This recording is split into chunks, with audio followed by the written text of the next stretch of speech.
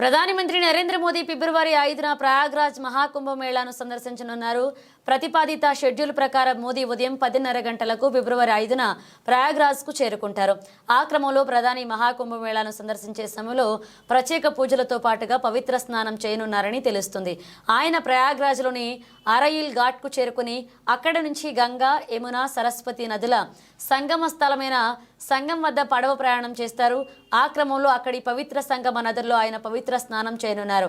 మోదీ ఆ తర్వాత భక్తులతో సంభాషించడం, ఆయా ప్రాంతాలలో పర్యవేక్షణ నిర్వహించడం, 2025 మహాకుంభమేళా కోసం నిర్వహించిన ఏర్పాట్లను పరిశీలించడం వంటి కార్యక్రమాలలో పాల్గొంటారు. మేళా అధికారులు వివరించినట్లుగా ముందుగా నిర్ణయించబడిన షెడ్యూల్ ప్రకారం ముఖ్యంగా స్టేట్ పెవిలియన్, నేత్ర కుంభ్ సందర్శనలో మార్పులు చేస్తామని అధికారులు ప్రకటించారు. దీంతో ఆయనకు కుంభమేళా ఒక ప్రత్యేకమైన ఆధ్యాత్మిక అనుభవాన్ని ఇవ్వనుంది. ఫిబ్రవరి 5 ఒక ప్రత్యేకమైన రోజు, ఎందుకంటే ఇది మాఘ అష్టమి, భీష్మాష్టమి వచ్చిన రోజు. ఈ రోజుకు హిందూ సాంప్రదాయంలో ఆధ్యాత్మిక విశేషత కలిగి ఉంది. మాఘ అష్టమి హిందూ మాఘమాసం 8వ రోజున జరుపుకునే పవిత్రమైన రోజు. ఈ రోజున భక్తులు త్రివేణి సంగమ స్థలంలో పవిత్ర స్నానాలు చేస్తారు. ఆ క్రమంలో ఆధ్యాత్మిక సాధనలు, పూజలు, ధ్యానాలు, దాన ధర్మాలు నిర్వహించబడతాయి. ఇది గుప్త నవరాత్రి సమయంలో కూడా వస్తుంది. हरोहरा His Excellency President Prabowo, Murugan temple trust के chairman Pa Hashim, managing trustee doctor Kobalan, dignitaries, Tamil Nadu और इंडोनेशिया के पुजारी एवं आचार्यगण, इंडियन डायस्पोरा के सदस्य, इस पावन अवसर का हिस्सा बनने वाले इंडोनेशिया और अन्य देशों के सभी साथी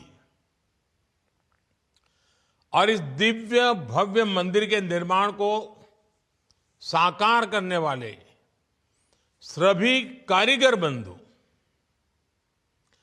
ये मेरा सौभाग्य है कि मैं जकार्ता के मुरुगन टेम्पल के महाकुंभ अभिषेकम जैसे पुनीत कार्यक्रम का हिस्सा बन रहा हूं। माय ब्रदर प्रेसिडेंट प्रबोवो, उनकी मौजूदगी ने इसे मेरे लिए और विशेष बना दिया है। मैं फिजिकली भले ही जकार्ता से सैकड़ों किलोमीटर दूर हूं, लेकिन मेरा मन इस आयोजन के उतने ही करीब है जितना भारत इंडोनेशिया के आपसी रिश्ते। अभी कुछ ही दिन पहले प्रेसिडेंट प्रबोवो भारत से 140 करोड़ भारतवासियों का प्यार लेकर गए हैं।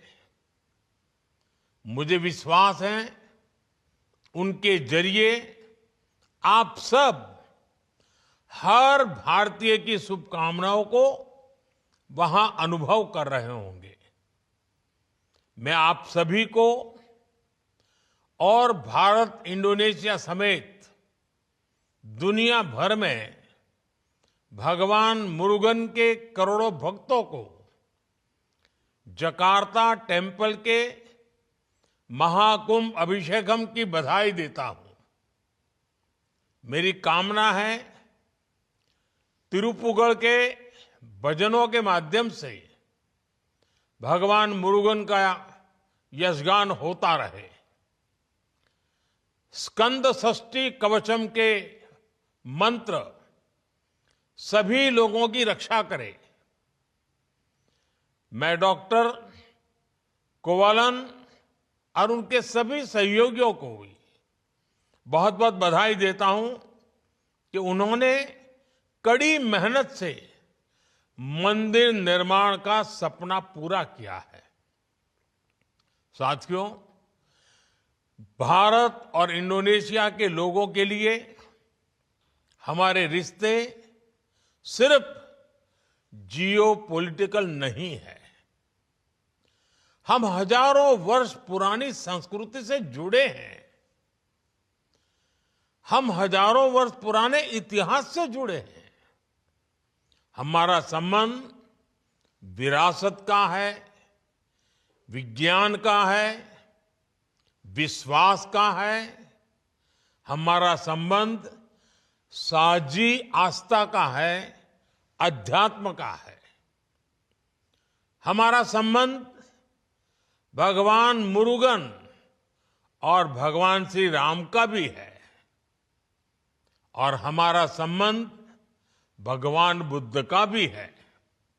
इसलिए साथियों, भारत से इंडोनेशिया जाने वाला कोई व्यक्ति जब प्रभानन मंदिर में हाथ जोड़ता है तो उसे काशी और केदार जैसी ही आध्यात्मिक अनुभूति होती है।